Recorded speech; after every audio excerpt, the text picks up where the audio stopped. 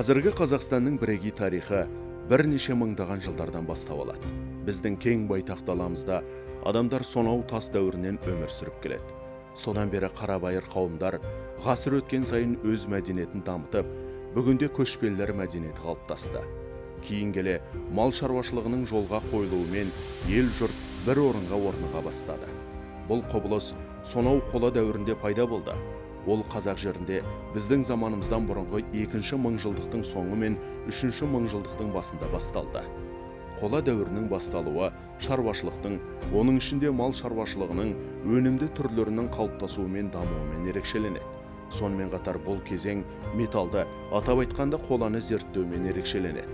Тау-кен өнеркәсібінің, содан кейін оны металға өңдеудің дәлелі жыл сайын елімізде далалық зерттеулер жүргізетін отандық археологтардың көптеген зерттеулерінде расталды. Археология эпохи бронзы, она изучалась, скажем так, с 18 века. Вот это первые экспедиции при... Қола дәуірінің археологиясы 18 ғасырдан бастап зерттеле бастады. Алғашқы жорықтар Ресей империясы тұсында жүргізілді. Ол кезде жорық қола ескерткіштерді зерттеп жүргендерін әлі білмеген. Олар барлық ескерткіштерді, соның ішінде қола дәуірінің ескерткіштерін зерттеді. Бірақ қола ескерткіштерді неғұрлым мазмұнды зерттеу біздің елімізде 20 ғасырда қолға алынды. Соның ішінде Қазақстанның қола дәуірін кезеңге бөліп зерттеуді ұсынған кеңестік археологтар болатын. Орталық Қазақстандағы негізгі зерттеулерді Әлкей Марғұлан жүргізді. 1946 жылы Орталық Қазақстан археологиялық экспедициясы құрылып, онда арнайы өндіріс ошақтары, солтүстік бетпақтала кен металлургиялық орталығы мен Жезқазған Ұлытау тау-кен металлургиялық орталығы бойынша зерттеулер жүргізілді. Мұнда қола дәуірі металлургтерінің бір қатар қоныстары табылды. Металлургический центр и Жезқазған-Улытауский горно-металлургический центры. Вот здесь были обнаружены ряд поселений, производственных поселений металлургов эпохи бронзы. Ақтөбе өңірі археологтардың сүйікті орны. Мұндағы өмірдің басталуында тарихшылар тас дәуірімен байланыстырады. Бұған Жамансу өзенінің бойындағы көлік тұрағы дәлел. Ежелгі металлургтер тау бөктерінде металл өндіру мен өндірудің өнеркәсіп орталықтарын құрған. Орал аймағында металл өндірісінің өркендегені туралы алғашқы ақпаратты 18 ғасырда академик Петр Паллас сипаттаған болатын. Ол тыңғылықты зерттеулер кезінде балқытылған мыс пен ақ саздан жасалған құмыралардың табылғанын атап көрсетті. Өңірді одан әрі зерттеуді негізінен геологтар Ақтөбе ландшафтарын барлау кезінде жүргізді.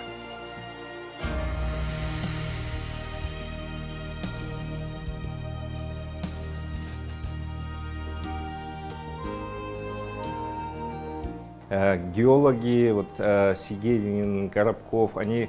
Геологтар Сегедин мен Коробков қола дәуірінің археологиясында айтарлықтай үлкен мұра қалдырды. Біз оны әлі де зерттеп, өңдеп жатырмыз. Ал олардың зерттеулері отырықшы орындармен немесе шаруашылық мәдени кешендермен байланысты емес. Қола дәуіріндегі тау-кен ісін арнайы зерттеумен байланысты. А именно с исследованием горного дела эпохи бронзы. Орал Мұғалжар тау-кен металлургия орталығы 2007 жылдан бері белсенді түрде зерттеліп келеді. Әлкей Марғұлан атындағы археология институтының мамандары Ақтөбе облыстық тарихи өлкетану мұражайымен, сондай-ақ ресейлік ғалымдармен бірлесіп, Ақтөбе өңіріндегі ежелгі тау-кен жұмыстарының айқын дәлелі болып табылатын тау археологиясының ескерткіштерін зерттеп, осы бағыттағы жұмыстармен айналысуда. Выявили новое поселение, которое называется Тарангул, где оставлены свидетельства металлургического производства. На данный момент Институтом археологии произведены исследования таких замечательных и интересных. Металлургиялық өндірістің айғағы болатын Тарангүл жаңа қонысы ашылды. Қазіргі уақытта археология институты Мұғалжар ауданының орталығы Сарлыбай шағын ауданындағы осындай тамаша ескерткіштерге, сондай-ақ Ресей мен Қазақстан шекарасында орналасқан Тарангүл археологиялық кешеніне зерттеу жұмыстарын жүргізді. Тарангүл елді мекені Ақтөбе облысы Қосестек өзенінің бір саласының бойында орналасқан. Бұл елді мекен 2019 жылы аймақтық зерттеу бағдарламалары кезінде анықталды. қазба жұмыстары 2020 жылы басталды. Ал осы қоныстағы алғашқы қазба жұмыстары осы шағын аудан тұрғындарының өндірістік шаруашылық қызметінің бірқатар қызықты деректерін көрсетті. Были начаты в 2020 году. И первые же раскопки на данном поселении показали ряд интересных свидетельств производственной и хозяйственной жизнедеятельности населения данного микрорайона. Айтпақшы, Чудская кеніші Тарангүлден 800 метр қашықтықта орналасқан. Жаңадан ашылған археологиялық қаланың оңтүстік батысында Шаншар кеніші орналасқан. Олардың барлығы соңғы қола дәуіріндегі Алакөл ескерткіштерінің шығыс таралу аймағы жүйесіне кіреді. Что уникального в этом памятнике, это то, что если на протяжении вот советского периода, скажем так, исследования памятника... Бұл ескерткіштің ерекшелігі неде? Кеңестік кезеңде Ақтөбе өңіріндегі қола дәуірі ескерткіштерін зерттеу негізінен жерлеу ескерткіштері мен қорымдарда жүргізілді. Біздің институт қола дәуірін кешенді түрде зерттеу қажеттігін атап өтіп, арнайы қоныс кешендерін іздеуге кірісті. Эпохи бронзы, и, соответственно, начали проводить поиск именно поселенческих комплексов. Осы іс-шаралар аясында 2019 жылдан бастап Әлкей Марғұлан атындағы археология институтының қызметкерлері Ақтөбе облыстық тарихи өлкетану мұражайымен бірлесіп, қола дәуірінің жаңа ескерткіштеріне археологиялық барлау және іздеу жұмыстарын жүргізді. Жұмыс нәтижелері бойынша Мұғалжар, Әйтеке би, Хромтау, Мәртөк, Қарғалы аудандарында зерттелген кезеңнің бірқатар ескерткіштері анықталып, есепке алынды. 56 археологиялық нысан зерттелді. Бұлар қоныстар, қорымдар және петроглиф шоғырлары. Археологтар сонымен қатар қола дәуірінің 7 жаңа қонысын, 11 жаңа петроглиф пен 27 қорымды анықтады. Барлығы 150-ге жуық мәдени мұра нысаны табылды.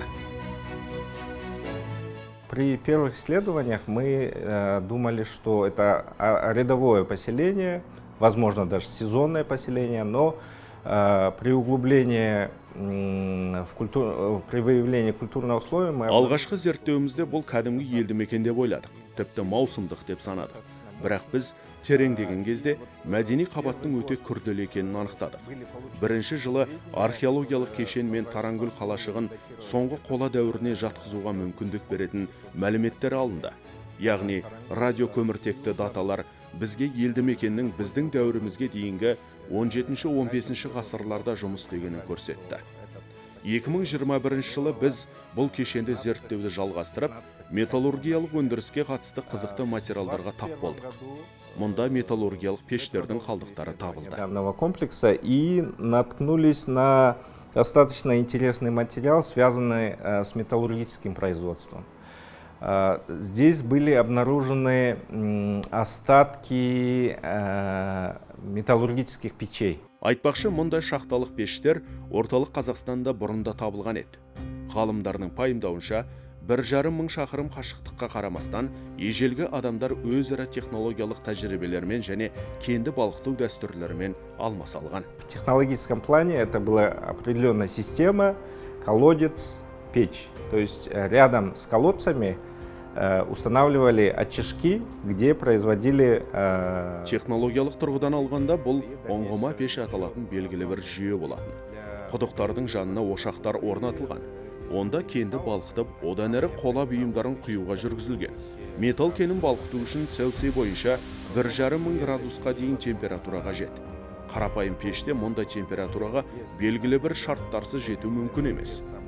Бұл бірдей оттегін сорып, балқыту температурасын арттыратын ауа құбырлары. Вытягивали или затягивали, скажем, кислород в эти сооружения и при этом повышали температуру горения. Ақтөбе облысы өзінің петроглифті кешендерімен әйгілі. Олар Төлеубұлақ, Сарлыбай, Қайрақта. Бұл ескерткіштерде ежелгі бейнелеу өнерінің жергілікті іздері шоғырланған. Оның үстіне петроглифтердің репертуары сан алуан емес. Ғалымдар Мұғалжар өңірі мен Ақтөбенің Орал аймағындағы жартас өнерінің саңырауқұлақ тәріздес мүсіндерін ежелгі кен орындарымен байланыстырады. Бершүгір станциясына жақын орналасқан Сарлыбай археологиялық шағын ауданында археологтар қорым, қоныс және жартастағы суреттерден тұратын кешен тапты. Бұлардың барлығы қола дәуіріне жатады. Бірегейлігі сол, бұл ескерткіштердің бір ось бойында орналасқандығында және әрбіріне ежелгі адамдардың қолымен соғылған металдың дыбысы шығатын тастары қойылғандығында. 1 тоннаға жететін бұл тастар бағдарлау үшін арнайы орнатылған. Ал тастардағы суреттер әл-ауқатқа сену культін білдірсе керек. Айта кетерлігі, соңғы жылдары өңірлердегі барлық мәдени мұра нысандарын жүйелеуге зерттеушілер назар аударып келеді. Ақтөбе облысынан бұл тұрғыда бүгінде ерекше басымдық беріліп отыр. Ақтөбе облысы мысалында 23-25 жылдарға арналған арнайы жоба ұсынып отырмыз. Сол жобаны қазіргі таңда іске асырып жатырмыз. Ондағы негізгі мақсат көп жылдық археологиялық зерттеулер барысында алынған мәліметтерді жинақтай отырып, қорытындылай отырып, туризм дамуына басқаларға қызмет ететін 5-6 объектіні таңдап алдық. Біріншісі, Ақтөбе өңірі бұл тас дәуірінен бері қарай адамның қоныстанған үлкен өңірлердің бірі болып табылады. Соны нақты дәлелдеу мақсатында, ары қарай елге жеткізу мақсатында біз Жамансу атты ескерткішті зерттеп жатырмыз. Екіншісі, Ақтөбе өңірінің нағыз визиткалық және төлқұжаты болып есептелетін бұл көне ежелгі кен орындары мен металлургия орталықтары. Бұл Мұғалжар.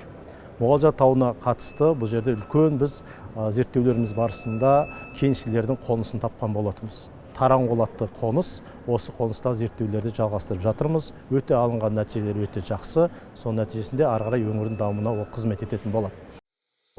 Ақтөбе облысында археологиялық зерттеулер 19 ғасырда белсенді түрде жүргізілді. Революциядан кейінгі кезеңде және екінші дүниежүзілік соғысқа дейін ғалымдар мұнда қазба жұмыстарын жүргізді. Зерттеу жұмыстары соғыстан кейінгі жылдары қайта жалғасты. Алайда өкінішке қарай барлық деректер құжаттандырылған жоқ және бүгінде бұл бағыттағы жұмыстар жүйелеуді қажет етеді.